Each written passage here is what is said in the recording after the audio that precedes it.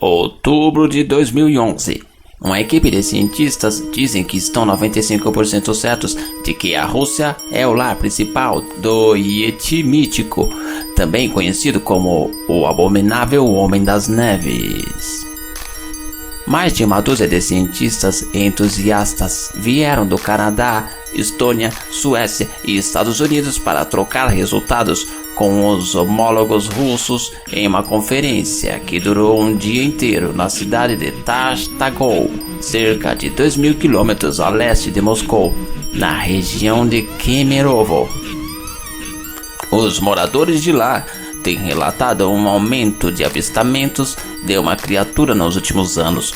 Uma expedição de 2 dias a uma caverna da região Azaz e no pico Karatag no fim de semana recolheu provas irrefutáveis da existência do Yeti, segundo afirmou o governo Kemerovo em um comunicado. Em um dos locais, o cientista russo Anatoly Fokin encontrou diversos cabelos que podem pertencer a desconhecido ser. Os cientistas também encontraram dentro da caverna pegadas, uma suposta cama que alguém tinha acabado de usar e ainda vários outros objetos. Um biólogo canadense que estuda o Yeti por 30 anos disse que a expedição da Sibéria ofereceu mais uma prova da existência do animal. Os primeiros registros da existência do Bigfoot Pé Grande, ou então Homem das Neves, um animal gigantesco semelhante ao macaco, datam de 1811, quando o viajante afirmou ter encontrado pegadas de 35 centímetros.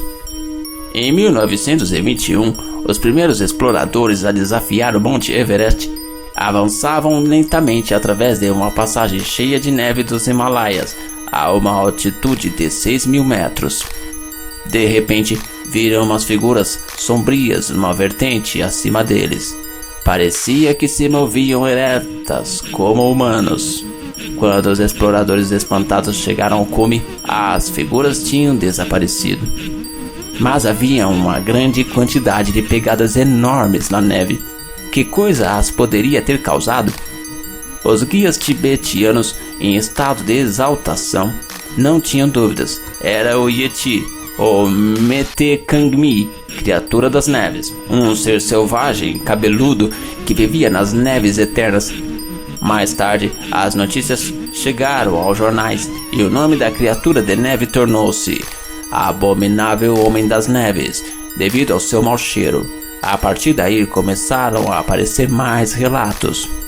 Em 1920, o geólogo suíço François Delois estava a explorar a fronteira Colômbia-Venezuela, quando 2 criaturas enormes, semelhantes a macacos, se dirigiram na sua direção, emitindo gritos de fúria. Os seus homens abriram fogo e mataram. Em seguida, fotografaram o corpo.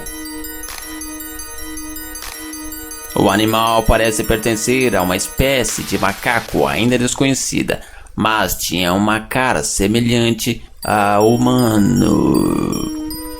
Albert Osman afirmou ter sido raptado por um Bigfoot em 1924 e que uma família composta por 4 criaturas o manteve prisioneiro até conseguir fugir.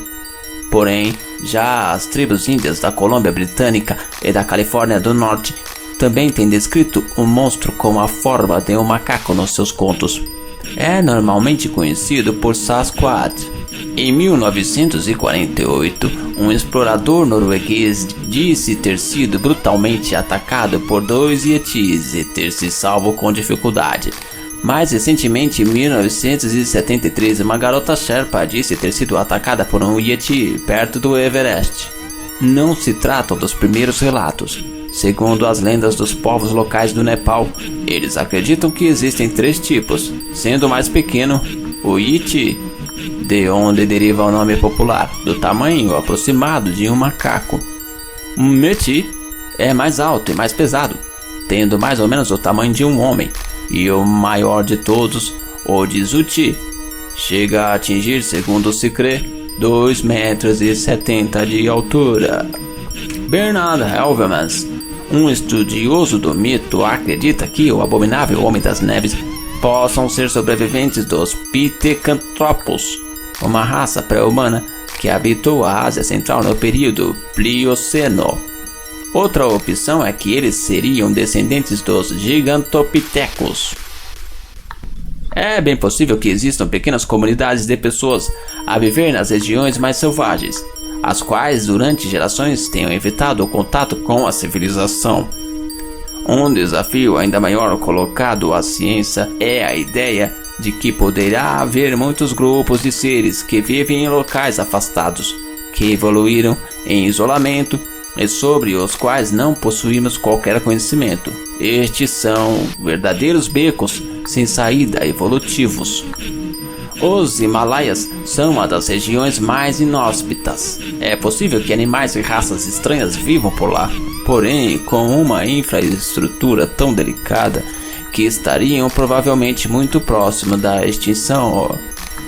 A versão americana do Yeti é o igualmente tímido Bigfoot, pé grande, que segundo se supõe vive em zonas florestais, mas cuja aparição tem sido relatada em quase todos os estados. Escutem agora o que, segundo a pessoa que gravou, é o som emitido por um pé grande, obtido no ano de 1974 nos Estados Unidos.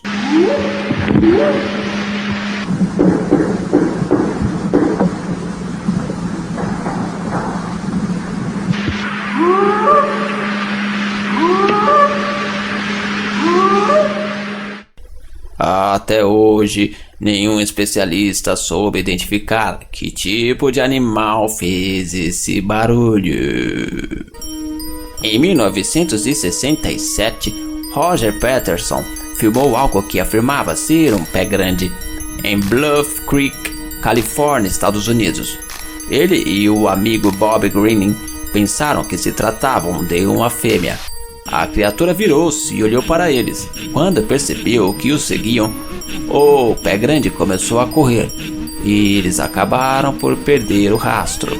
Esta estranha pegada foi encontrada na neve em Bossburg, Washington, em 1969.